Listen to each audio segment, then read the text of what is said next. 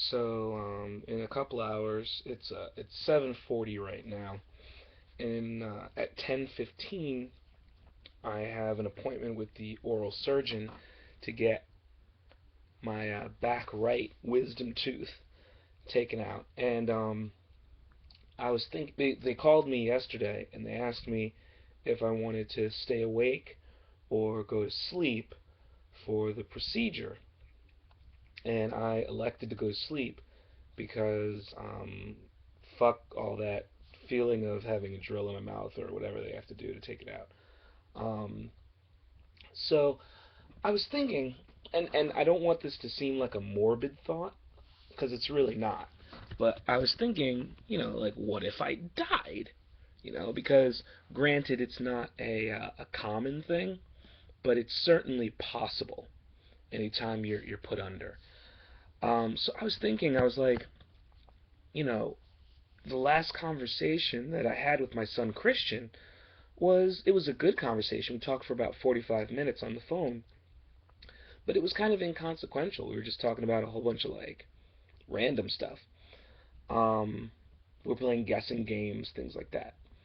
So I was thinking, if I died, this would be kind of a bad time. Well, I guess not a bad time. It's just that, I would have wished that I said something of substance to him.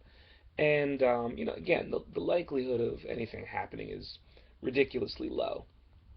But I thought about the fact that my son's middle name is Kal-El, which is Superman's Kryptonian name. His Earth name is Clark Kent. He was adopted by Jonathan and Martha Kent, but on the planet of Krypton, his name is Kal-El, and his parents Jor-El and Lara, they in some versions of the Superman mythos left, including the movie, the first movie and the second movie, left him video instructions of sorts. I guess more so holograms, but just instructions on life and how to be and everything. So I thought it would be a good idea to in case I actually die getting my stupid tooth pulled out, or if I get hit by a bus tomorrow, because anything can happen in life, to record some messages so my son can kind of know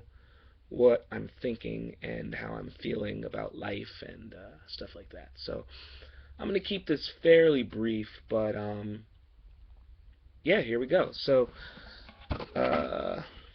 get some more light here because it's kind of dark in here. And I don't feel like getting up to go turn the other light on. I'm just using my lamp. All right. So hey, Christian, it's your dad. Um, as I'm recording this, you are 5 years old. You are about to turn 6. But I'm going to give you a couple of pieces of advice and a couple of little nuggets of information that I think are important at any age. So, first piece of advice, uh, everyone you have ever met and ever will meet is a human being. Everyone is flawed. No one is perfect. Not me, not your mom, not your grandparents. No one. No one is perfect. We're all humans. We're all going to make mistakes. So I want you to consider that when people are telling you what to do. I'm not saying not to listen to your mom. I'm not saying not to listen to anybody. But I really think that it's important for you to understand that you have to live your own life and you have to make your own decisions. No one can live your life but you. Uh, I think that that's, probably the most important thing that I would want to leave you with. Um, you've got to be your own man. Um, Advice from other people can be used to, gain perspective on a situation. If someone's gone through something before, they might be able to give you a little insight. But, at the end of the day, you have to live your own life. So I want you to be the first person that you consult with. Before you consult with anybody else, consult with yourself and think through any decision you're making um, by consulting yourself first. I'll tell you a little story that your grandfather told me 100 times when I was a kid, and it's pretty good advice.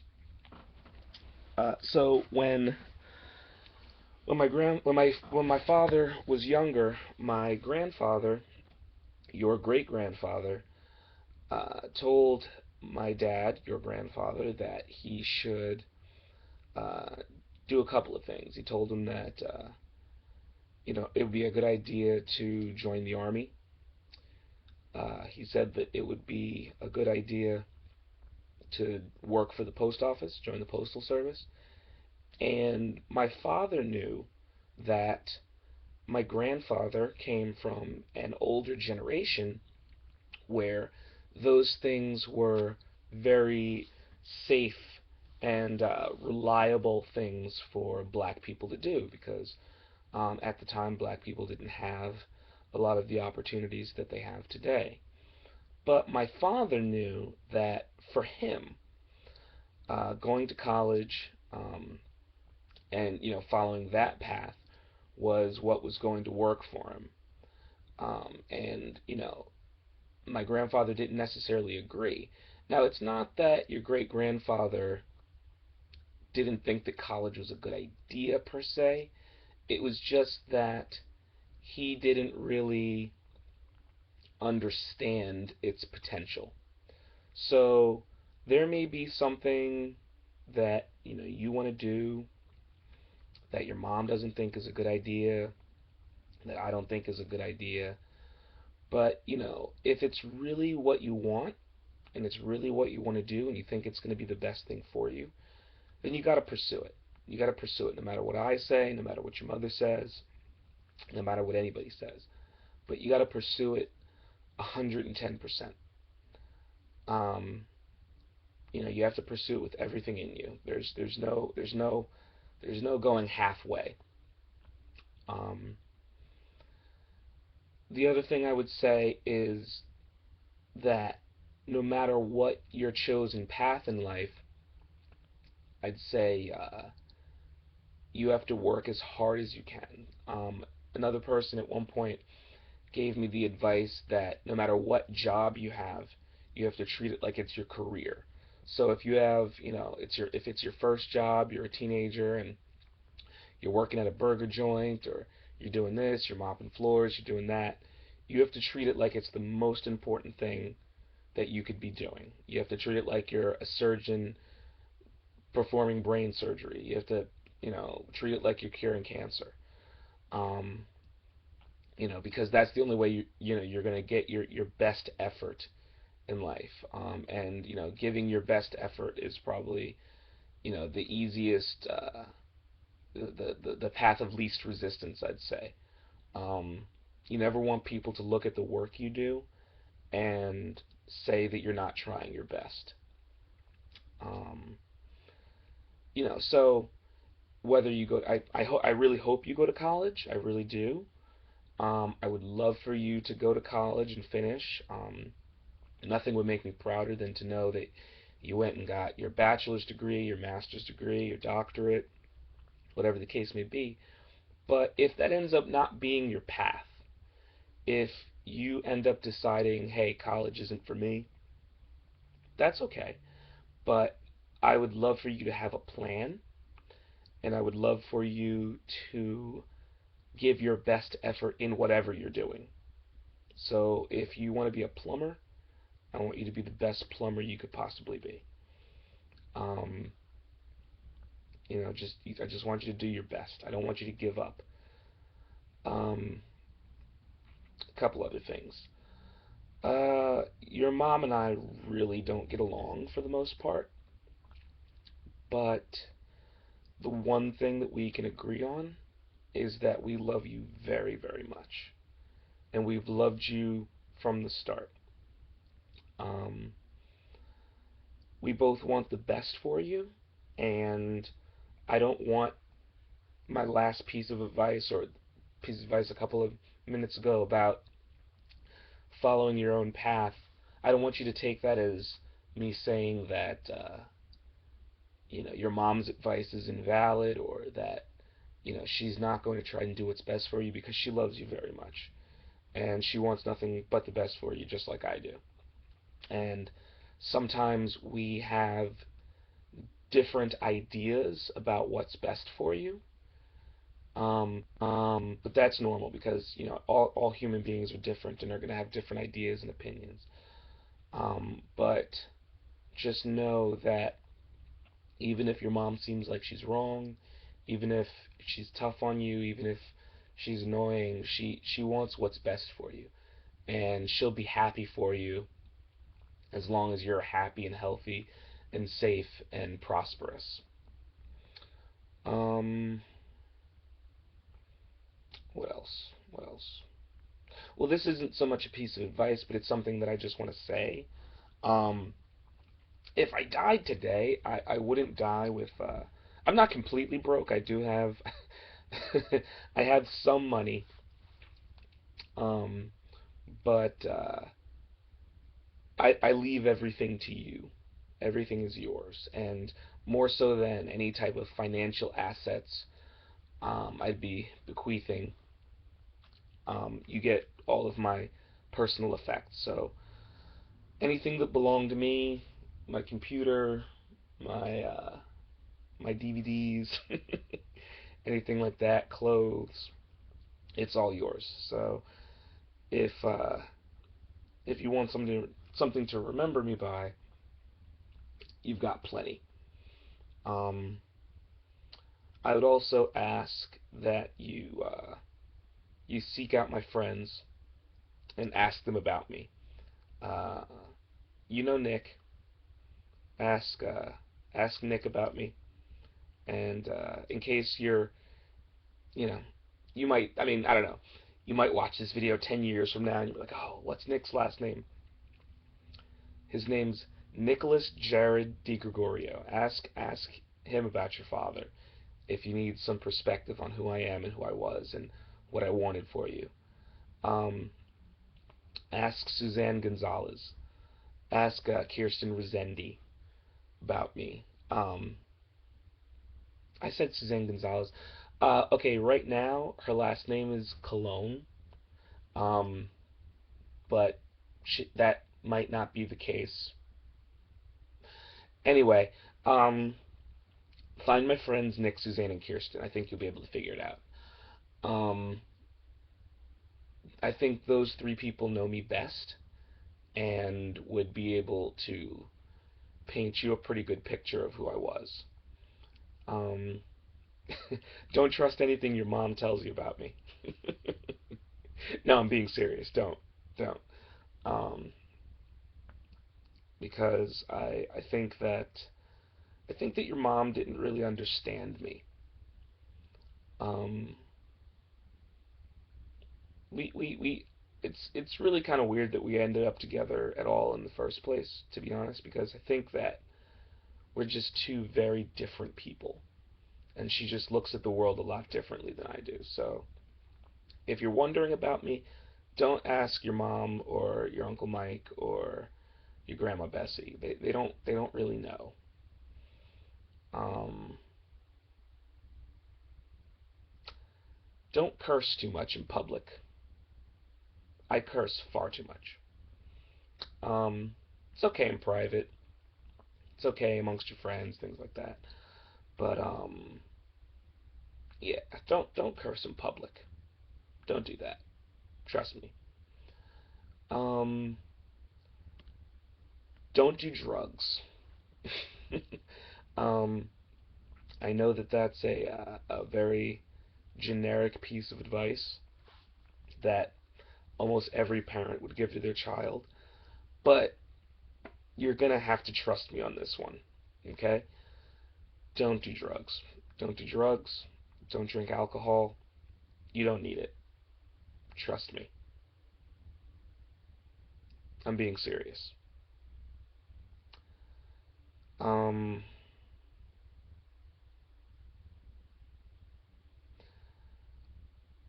treat women well. Don't don't treat women like scum. Treat women with respect. But at the same time, don't let any one woman completely dominate your thoughts or dictate your behavior. Be yourself. Don't try and change for a woman. Don't try and be someone else for a woman. Be yourself. Stay true to yourself. Do what you think is right. And if you do what you think is right, the right woman will come along and support you in what you want to do and who you want to be. But don't be with a woman who wants you to be something else or wants you to be someone else. Be who you are. Do what makes you happy. Um, Never grow up. Always try to keep something of a childlike worldview. And what I mean by that is, not necessarily do childish things, but when children, and I'm really thinking of you when I say this, but when children look at situations and look at the world, they don't look at the world in complex terms. Um, they look at it in simplistic terms, and the world is simple. And I think that's something that people forget as they get older. Things seem to get more complex as you get older, but the world's pretty simple. You know, if someone's mad at you and you don't want them to be mad at you anymore, tell them that you're sorry and mean it. It's not more complicated than that.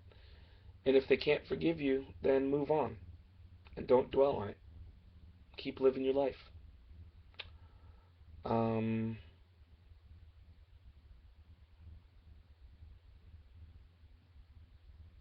I'd say eat right, exercise. Um, those are pretty important. When you eat better, you feel better. Uh, what else? Try to be the best parent you can be. Um, my dad wasn't a bad dad. I know that my dad loved me. I know that my dad loves me. Um, but I think that I think that he I think that he could have been better, and I don't blame him for anything. But I think that it's something of a generational thing. I think that he did certain things better for me than his father did for him. His father wasn't very, emotional or loving in like a true deep sense. And he was better than that towards me. And I try to be better than him with that towards you. It's why I tell you I love you every day. It's why I tell you that you're my best friend, and I mean every word of it when I tell you. That's why I tell you that nobody is more important than you to me, because I think that it's important that you hear it. I didn't always hear it growing up, or I didn't hear it as much as I think I needed to hear it growing up. So, and again, I don't blame my father for that. I don't think that it's a failing of his. I just think it's a generational thing. I think that each generation should try and be better than the generation before it. Um, so in that respect, I think that it's important to try your best to be a better father than me. And if I can toot my own horn for a second, I think I'm a pretty damn good father. Um, Up to this point in your life, you've never wanted for anything. I've always made sure that you had food in your belly, clothes on your back. Um, that Zero toy that you really wanted, I researched it online and paid about $100 for it because it meant something to you. Um, I'm about to throw you or help throw you a zero themed birthday party. Yeah, that wasn't easy. Um, I just spent 200 something dollars, which doesn't seem like a lot of money, but it's a lot of money for birthday supplies. I spent a whole bunch of money on stickers and buttons, custom made, because it was what you wanted and it was important. I know it's important to you. So I think I'm a pretty good father. I try to listen to you. I try to listen to your wants and needs. I try to understand you. I try to understand where you're coming from. I try not to treat you like a child, even though you're 5. Um, I try to respect your opinion. I think that these are things that are important. So, I try to do them for you. I try to do everything for you that I think is good for you that you need. So, if there's anything that I'm not doing or there's anything that I haven't done that you wish I would have done, the best thing you can do is do it for your son. That's the best thing you can do. Is use any of my faults, use any of my failings as a lesson for the next generation to treat your son differently, to give him what you think he needs. Um, you, you're amazing. You're a precious little kid. Um, you're honest.